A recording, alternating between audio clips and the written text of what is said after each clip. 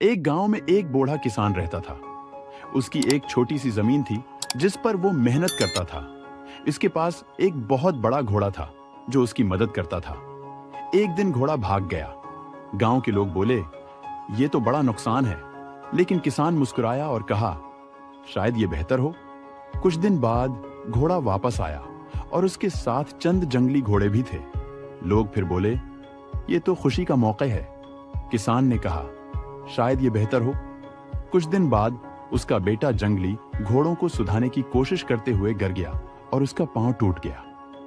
लोग फिर बोले, ये तो बड़ा नुकसान है। किसान ने फिर कहा, शायद ये बेहतर हो। कुछ हफ्तों बाद गांव में जंग शुरू हुई।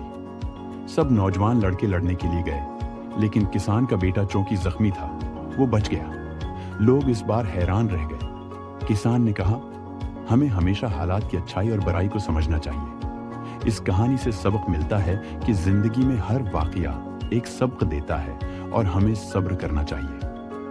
Thanks for watching our video. अगर आपको हमारी वीडियो अच्छी लगे है तो लाइक करें, सब्सक्राइब करें और बेल आइकॉन को प्रेस करना नहीं भूलें ताकि हमारी हर आने वाली वीडियो आप तक पहुंच जाए।